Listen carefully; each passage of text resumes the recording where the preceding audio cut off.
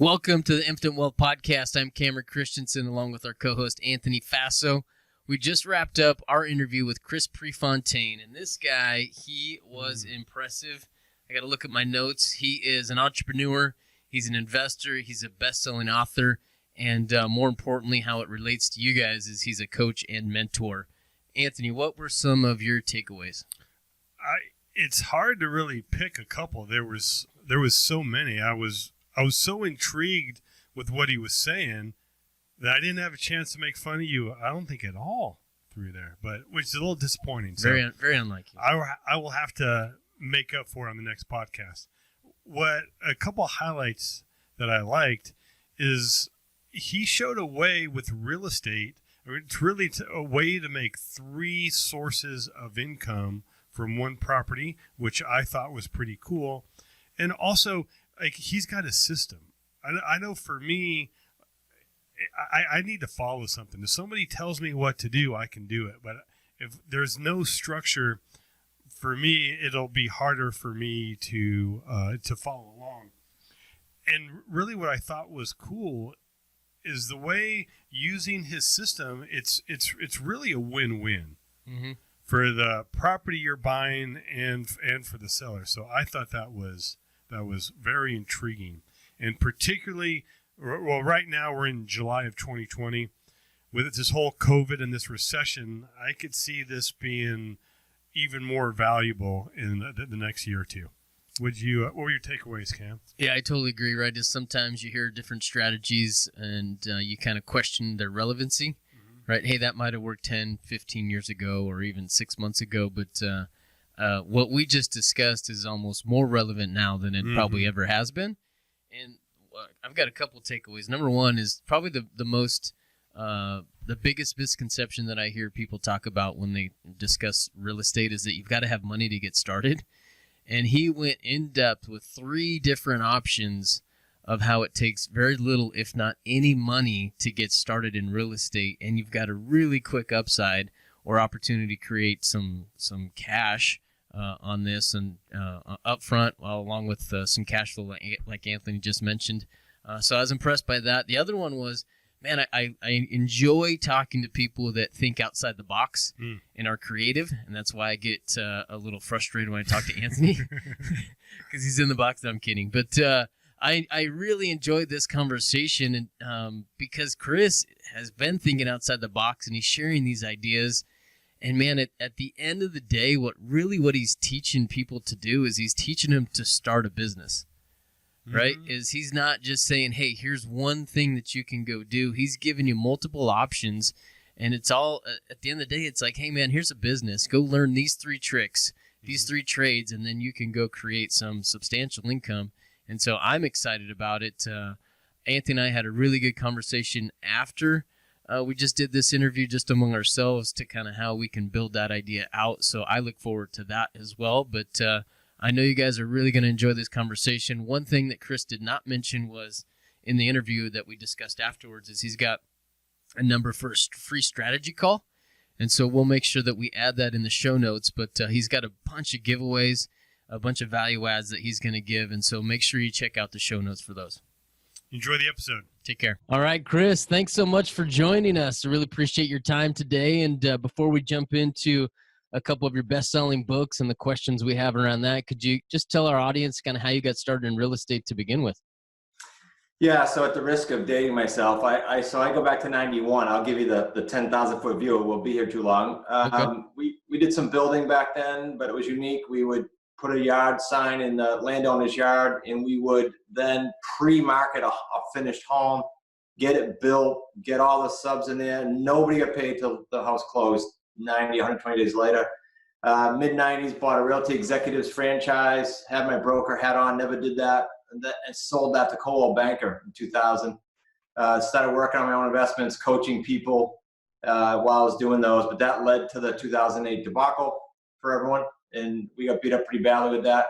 But in hindsight, that's exactly why we're where we are today, because we rebuilt the whole model to not deal with banks, not deal with putting our own money up, not signing personally on anything. So it was awful then, but it's what built the model we are in today because we re-engineered everything. Well, that's a good segue, because the title of your book, or one of them, Real Estate on Your Terms. Can you explain that philosophy? Yeah, so real estate on your terms is about buying on terms only, and terms for us, because different people have different iterations of this, would be lease purchase and owner financing primarily. There's more advanced strategies, but lease purchase and owner financing. For a newbie, lease purchasing is awesome because there's little to no money. I mean, we have $10 built into our contract. So I don't want to say out of thin air, but for $10, we're creating what we call 3 paydays per deal. And they're pretty significant. I mean, we average as a family company about 75 grand with all 3 paydays. Our students go from like 45 to 250 grand per deal. We're in the lower end of it, actually. That's a good teacher. Right? Yeah. Teaching these guys, and they're getting better than you. So could you walk us through kind of what you just mentioned? You touched on a couple things there, is the lease purchase, and you mentioned 3 different paydays. Your previous model, you said, was kind of a 90-day sales cycle, and you get paid once. And what you just said there was you're getting paid 3 different times. I'm curious if you could kind of outline that for us. Sure. Yeah, so most niches, Cameron, right, they pay what? Once. I mean, you flip a house, you get paid. You do a wholesale deal, you get paid. So the difference here is that's a job, in my opinion. I don't want to step on toes. I have all kinds of people on my podcast that do that, and they're friends. But the fact is, here's how the 3 paydays work. So if I tie up a home on lease purchase, that means, let's say you're my seller, and we'll paint a picture. Your house, we agree, is worth like 300. Okay. And you're not stressed out. You get 50 grand in equity, you owe 250, because there's all different scenarios we could paint. We go to you and say, look, Cameron, you couldn't sell it on the open market perhaps, so we're going to do this. We're going to pay your underlying debt for, let's pick a term of 36 months. We're going to take care of the whole house. Don't worry about anything. At the end of the term, we're going to give you 50 grand, and we're going to pay off your loan. Now, your loan's less, right? Because we benefit from that. So that's what we do with the seller. How do we create 3 paydays? We bring a buyer in. COVID, this is through the roof now, but they're always out there. Buyers that need time to qualify. They have to fix credit. They have to save more. They have to proof of income longer, which the banks call seasoning. Whatever it is, they need time. Right now, that's rampant with COVID. So they come in and they say, here's a non-refundable down payment, payday 1. Payday 2, they're going to pay me monthly more than I'm paying that underlying debt or the seller. That's payday 2, cash flow ongoing from day 1. And payday 3 is all of that principal pay down I just described on the underlying loan. And then, of course, my markup on that 300 might be 329.9 or whatever it is. So those 3 paydays get super lucrative. And if you picture, for any business owner, I don't care what business you're in, if I said to someone, hey, here's a model that gives you cash today, cash monthly, and then long term, that's a pretty cool model. I don't care what you're trying to run, right? Very interesting. Yeah, no, that's very intriguing. So what I kind of wrote down there was, in that scenario, what you've got is you've got a buyer that potentially needs some time to qualify. Yeah. Right. And then you've got a seller that is, I wrote down the word patient. Would that be a good descriptor of that? Yeah, you're spot on. Because the only person we can't help is someone that says, look, I got to go buy a house for my family. I need every penny out of this, even if it's less money. Yeah. Then I say, I'm not your buyer. Every other scenario, if they can wait, they're going to get more out of it. Okay. Okay. So again, let's say we have Cameron's house, and we've used Cameron's house in a lot of examples, especially with tax liens. But I lost my house due to my lien on my hair products. Yeah. So long story, but that's another reason to go listen to that podcast. But so Cameron cannot sell his house, right? So what he does, he sells it to you, but you'd mentioned a payment to the seller. So are you keeping that loan so the seller still has that mortgage, or did you say you're paying it off? No, good question. So we only upon finding our buyer, so we don't take on something that we can't handle. We then 30 days after, let's put you in the home as a buyer, Anthony, and I put you in the home August 1. Okay. You're paying me for that month. I'm not paying Cameron yet till September 1 because mortgages are paid in arrears. So I capture that on top of my regular payday 1. I capture that too, and I only take that debt on the monthly payment. which with the loan staying in their name, I only take it on after I have my buyer. We don't pay it off until the end of the term when our buyer gets their end loan. Okay, so for the person who so for Cameron, technically he still has a mortgage on the house? Yeah. In his name? Okay. Absolutely. That stays there. Okay. Now, so then for Cameron's term, does he have a rental, or how does that look? Okay. On his tax return. He has return. a lease purchase agreement with me. Okay. And my agreement gives me the option to sublet. Okay. I've locked in that deal with Cameron. Okay. So you'd mentioned having a buyer for Cameron's house, but Cameron wasn't able to find that buyer. So how, Chris, how are your students finding that buyer that Cameron couldn't? This is huge. So I'll go pre-COVID and post-COVID. So pre-COVID, the number was like 62 to 82% of the buyers out there. That's a big number. Could not walk in the bank in their present status. It could be 2 weeks, 2 years, but they can't get a loan today. They need some help. Okay. They need the on-ramp. And we just hung up with one of our students telling us, because we're going to write a book with him, and he's like dictating why he does this. And he said, Chris, like the buyers have tears in their eyes. They think they can't get a house. They think they're done. So it's a great vehicle to help them get mortgage ready. But post-COVID, as you guys probably know, the banks have made this like impossible for the standard buyer. They really have. So we just got a flood more of buyers that go, I need your program. Like, I got money. Now they've just pushed my credit score up. So it's a great program for them right now. It's a great niche for us right now for that reason. Well, I could see, just like after 2008, a lot of people got punched in the gut and their credit got hurt. I mean, they got into debt because they're unemployed and so forth. But so I can see that happening now, where people, their credit scores are going to go down. They may have the cash flow to make the payment, but these banks are tight on credit and they're not releasing it. So I could really see that this is a win-win, right? You have Cameron who can't sell his house, and then I guess you have me who has bad credit and can't qualify, but I can get in the house. Cameron can sell his house and buy more hair product, and it's a win-win. Yeah. That sounds great. And so that's just lease purchase. So then there's a clock ticking for you to get mortgage ready. We pre-qualify you ahead of time. A lot of people that teach us go, put them in there, don't pre-qualify. Who cares if you can't do it? Just put another buyer in there, take a deposit. Yeah. Okay, that might work legally, but morally and ethically it stinks. So our model is we're going to put Anthony through a process that says if Anthony does A, B, C, he'll be mortgage ready in this time frame unless he has some weird life event, which happens. Okay. So we're setting you up to win. Now, there's a next level of this. I said the other way we buy was owner financing. Yeah. If I have like my building, I'm not in it, I'm at home today, but if I'm in my building, we bought that owner financing on a 20-year note. No personal signatures, no going to the bank and doing all that hoop jumping. So now I can put a buyer in there, i.e. you in this scenario, and give you also some owner financing terms and give you a whole bunch of time. Now you're even more excited. Now you don't have all the bank fees and all the crap. Well, I like that. I have skin in the game. Because, right, I paid a non-refundable deposit. So if I decide, so I think also there's an incentive for me not to destroy Cameron's house or to destroy the house. 100%. I have that ownership mentality. You mentioned the phrase owner financing, and I've heard that more and more so over the years. Is that option becoming more prevalent? Is that becoming more popular? Yeah, Cameron, because, I'll give you some rough numbers because I don't remember where I pulled them, but I was reading national stats and it said like early 90s, the percentage of transactions in the United States that were done outside of banks like this was like 2 or 3%. It was dismal.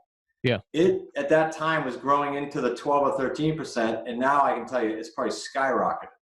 So you're talking about a niche that's really, it's not just like getting by, it's thriving because of all the things we're talking about. How long you been in this niche? 2012, I sort of re-engineered everything, and then we really got kicking by 2013.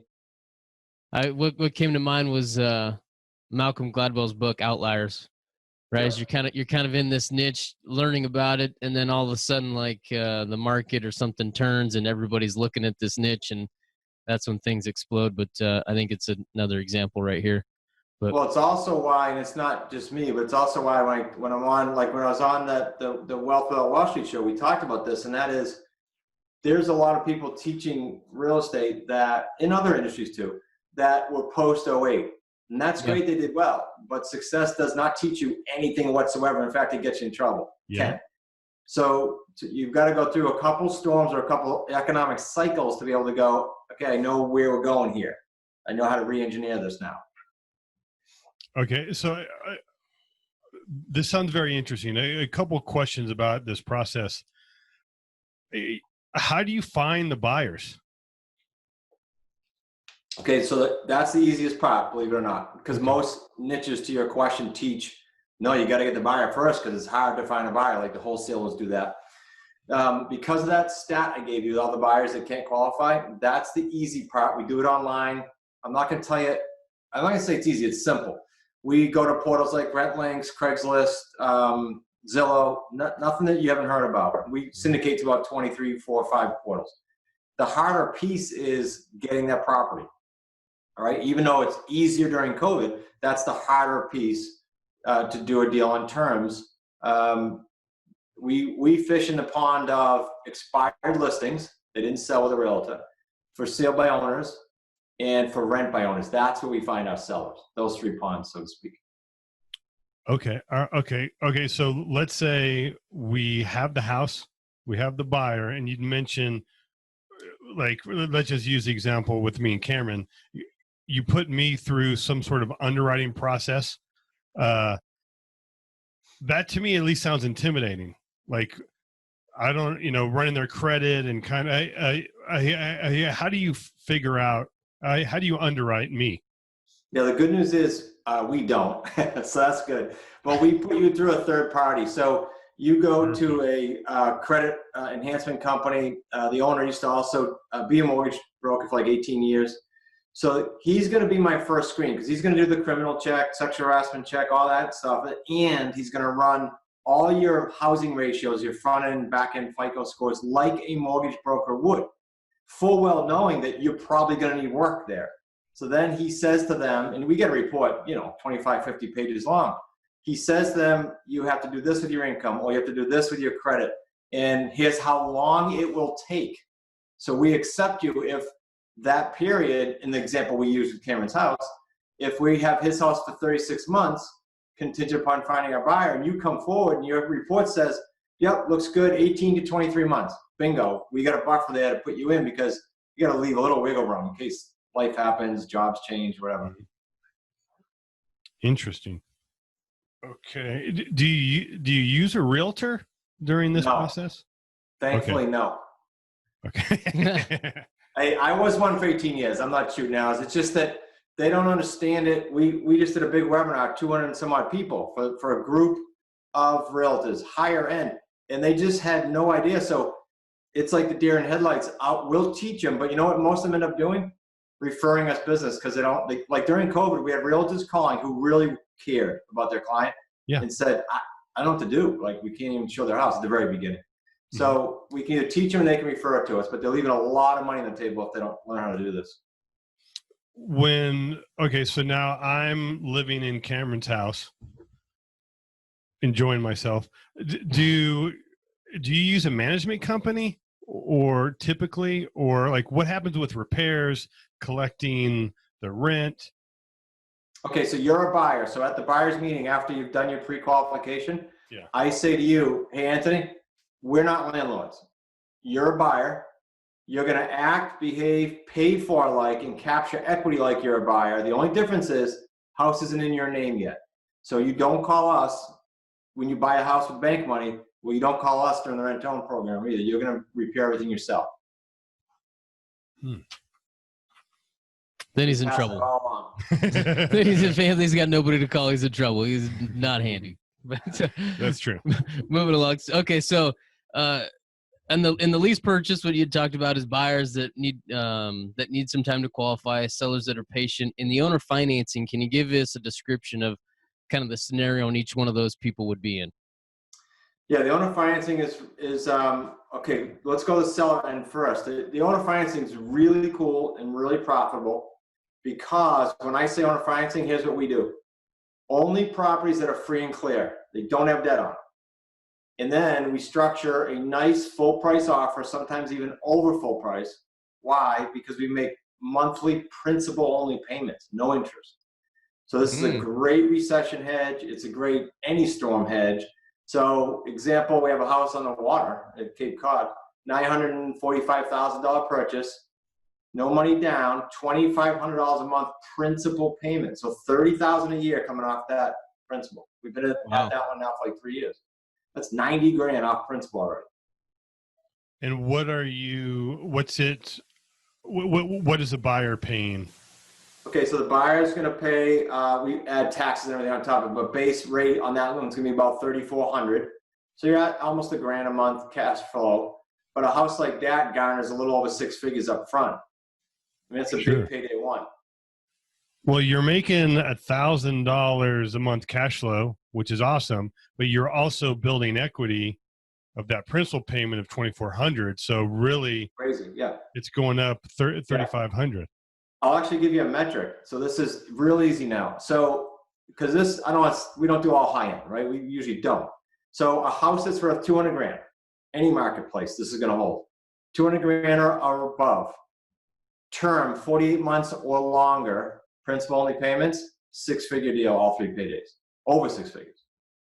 Because of the principal pay down factor, it's huge. If you start doing the math over 4 years, it's huge. Interesting. That is interesting. That's a very interesting piece on the principal pay down. It's huge. The other thing that came to mind as I was hearing both of these, as we were just talking here, is you've said multiple times there's no personal signatures on any of these options. I mean, that alone in and of itself is extremely attractive. Well, I learned the hard way in 08. Where do they come knocking when the values drop by 1/3 and 2/3? They come knocking with whoever signed. So I thought back when I had good credit before 08, I thought, okay, I got good credit. I'll just go take out the loan. That's what people do in real estate. Wrong thing to do because you're putting everything you own at risk. And so we just don't do it. The only exception I'll tell you is if it's for your own home. And even then, you can do these on terms too. My son-in-law Zach and my daughter Kayla, who are in the business, have their own home on lease purchase on the water. They wanted time because they're self-employed to qualify. Interesting. So if people learn this, guys, just to do their own home, it's a win. Not to mention, we're talking profits, but how about just get your own home?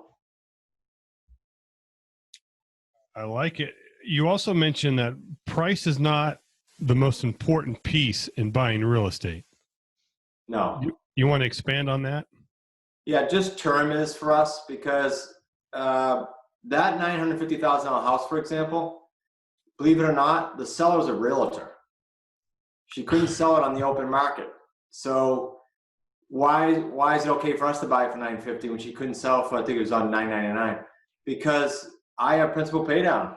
So if I can get 4, 5, 6, I think we got 6 out of that years, 6 times 30 is $180,000 off of principal. That gives me a lot of wiggle room, almost 20% in the market. Not counting my markup and everything else, right? But yeah, big hedge. I've heard you mention too is subject to in the book. Can you explain what that is and how that's beneficial to your business model? Yep. So that's the third way we buy. In that and owner financing, we prefer now that we've got a lot of properties. So subject to means I'm going to buy Cameron's house. He usually is stressed out though in order to do this deal, this type of deal, because they just need out. They need relief. So for that $250,000 mortgage, I would buy that home. I would buy it, literally take the deed over, have a closing my attorney, but instead of bringing new money to the table to pay off your loan stays in place in your name. So until sometime we're cashed out, there is no promise of term. And so example, it's always better with an example. A couple recently, also Cape Cod, coincidentally, $4,100 in arrears. So this breaks the mold of once you have deals going, you have payday scheduled, can you pick up equity if you have a little money deal? Sure. They were $4,100 behind. That's not a daunting number for most, right? but they were getting a divorce. They were pissed off at each other. They had credit card debt. So we made a deal that said we will catch up to 4,100 so you don't lose your home to the bank and now damage your credit for 2 years or 3 years. And the 12 grand in debt, they weren't friendly. So the husband said, yeah, I'll sign off on it if you pay off my 12,000 credit card debt that I put into this home before we got divorced. So we gave him installment payments on his credit cards over a year to help him with that, and we bought the home. So we solved a bunch of little issues there, and they couldn't sell it. Now, for putting up that 4,100, buying that home subject to the existing financing, we picked up about 60 grand in equity right off the bat. Because they were going to walk away.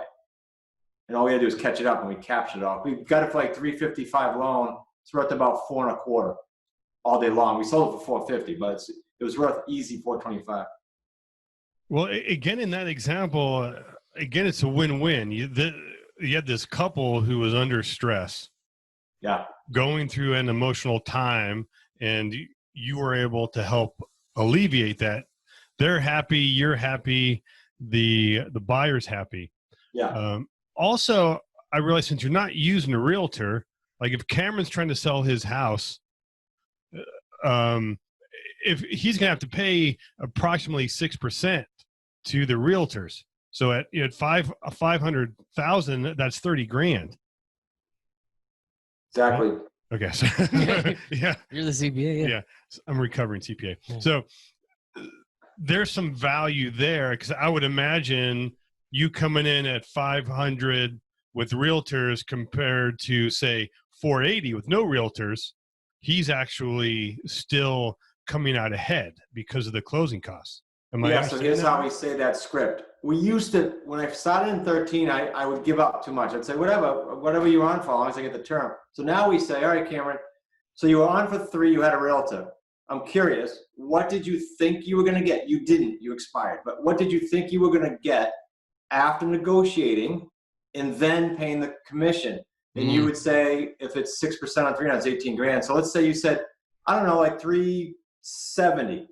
I'd say, great. So I'll give you 20 grand plus your mortgage, not 50. Because you just gave me the number. I didn't. So I say, all right, I'll give you what you thought you were going to get. But you didn't. I'll give it to you if you can wait. Just for what he said, because of the commission. Okay, so I don't know. This is some great stuff. How do we learn more about this? Because there seems there's some steps that need to be learned and a process. What's the best way to learn that? Okay, so I'm a big proponent of free, as I was saying to you guys before the show started. So there's a couple ideas. One is we do have the book that you guys were sent. I will give that to them for free. I'll give you the link in a second, just remind me. And then they can, because of technology, information now, go to YouTube. I mean, we posted to date, we do one a week. We've posted about 110 or maybe more now, actual live deals, whiteboarded out, the good, the bad, the challenges, the lessons, all on our YouTube channel. And just go hang out there. It's free. And then there's the webinar, as I told you guys before we started. It's free. Okay, so you mentioned good and bad. You mean not every deal is a home run?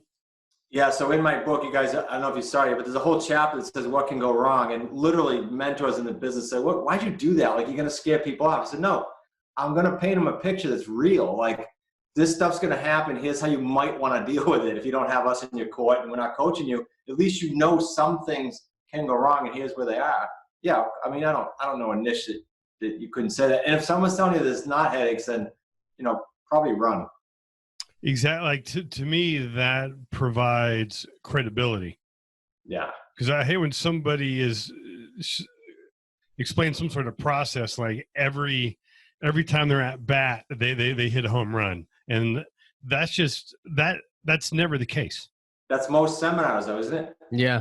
That's exactly what I was thinking. Yep. It's crazy. So we're big on that. I mean, we're from New England, so we're blunt, we're to the point. It's actually one of our values. We have 5, and that's one of them, clear, blunt, and to the point, no gray area, because then they don't have to second guess us. They know we're coming at it as candid as we can. Chris, we want to explain the other. Why don't you explain your 5 values? You're going to test me now. Team over me is 1. Clear, blunt, and to the point. Constantly innovate and improve. That's 3 of them. I'm off today. That's There's okay. 2 more missing. I'll think of them. Yeah. Okay. Perfect. Constantly innovate and improve. Can you give us an example of that? Is that something you guys implement weekly, monthly, annually? It's everything forever. So, example, we have a course apropos to what we're talking about, but it's not a course that we made and it stays there. It's a course that we every month take a mod. There used to be 10, there's 12 now, and we say, oh man, that agreement needs to be tweaked, or that's not what we say anymore to people. So we tweak that and refilm it, and then so it's a living, breathing resource center is a better word for it. Not, hey, I went to the course, I got it. It's you're in there every month. So what I'm hearing you describe is more like an updated playbook, right? Is kind of an athletic background. Is, man, this isn't a playbook that we used to use 5 years ago or 10 years ago. Hey, man, this is what I'm doing right now on a monthly basis. I'm updating you on the deals. You got 110 live ones. Go watch them, and then here's everything that we're using to date. So that's pretty valuable. I might have. That's a good one. With your permission, I'll steal that playbook. Yeah, absolutely. That's a good one. That is true. Small fee. Just a small licensing fee. Exactly. Well, think about it, guys. A lot of industries, but if you're following something from even a year before COVID, and you're trying to follow that now, you're done. You're going to be costing yourself money. That was one of the questions I had down here is, does this work in today's current environment, right? And you've addressed this along the way, and it's almost more relevant today than it was before. It is, knock on wood. And someone said to me the other day, it wasn't one of my students, it was someone I was interviewing on my show, and she said, well, Chris, our niche is good, and I feel bad saying that around my friends who aren't doing as well. I said, why? If you're doing well, you're helping a boatload of people. You can't do well without helping people. Yeah. So we are March, April, May, consistently tripling in volume with our students and us because we're helping a whole bunch of people. And I think it's no one knows, but I think this fall when all these forbearances and COVID numbers go up, someone told me yesterday there's 30% of the mortgages right now in the US are in that 3-month forbearance thing. 30%. There's going to be some headaches happening soon, and they need to be fixed. Let's talk a little bit more about your course. What does somebody learn from that going through the course? It's actually the biggest question we get every week, like literally every week from support is, yeah, but does it teach me everything? Because most courses hold back stuff. So this course, and some mentors again say to our fault, competitors, we give them everything. So we start off with, here's all the tools we use, and we just updated it recently. Here's all the tools we use to run this business. I'm talking VAs, lead sources, websites, everything. And then we break down everything we're talking about with the different types of deals. We break down a mod for each one so they know how to go out there and do those. Or better yet, they know when a lead comes in, which way to do it. And it's all inclusive. It's A through Z. Literally, there's probably 60 to 90 videos and audios in there. Okay, what if somebody needs some more hand-holding? Different coaching programs, group and personal. Now, because our mission that goes with the values is, and this goes through 2022, it was a 5-year mission, is to complete 1,500 transactions with students. We're not about, hey, buy this and go have fun, good luck. We want to do deals. So we revenue share with students all around North America. There's like 80 something of them now. So we're teaching them, doing the deal with them, talking live to sellers, buyers, negotiating, checking contracts, doing the deal with them as if we're partners, but we're obviously consulting on it. Okay, so then if it's the more money they make on the deal, the more money the coach makes, and vice versa. I like that idea. Again, I'm hearing a win-win scenario, right? And these 3 options, creative financing that we just discussed is, man, you're making it so that it fits for everybody. And again, in your course as well, it works for you guys and works for the students. Yeah, my son, when he came full-time, this was 2014, he was a realtor before that. And he said, Dad, just listening to you and watching the deals, it's so much healthier is the word he used versus being a realtor. Because it is the buyer, the seller's site, it's such a cool win-win-win. That's cool. Is you said he joined in 2004. How is it, or what are some of the struggles, some of the successes that you've had in running a family business? Everyone hits me on this. So Nick joined in 14 part-time, then slowly became full-time. Zach and Kayla were bartending because we live in a resort area. Great money, but really tough lifestyle. So they came to me in December of 15 and said, hey, is there a spot? And I hadn't pre-planned it. So I said, you can come in. There's no guarantees. There's no salary. We'll do deals, right? And if it works, great. So organically that grew to where it is today. And there's usually not a struggle to your question, because remember I said we have values? The mission, the purpose, and the values weren't developed by me and then said, okay, this is dictated. It was, as a team, what are the values? When we came up with, there was 6, now it's 5. And now so when a decision comes across the team, we just make sure it aligns. It's not like opinion or argument. It's, does it align with the values? And that also goes for, this might surprise you, that goes for students too. We said no to some heavy coaching students last year because it didn't fit in the values. And most coaches would go, what are you, nuts? Like, why would you do that?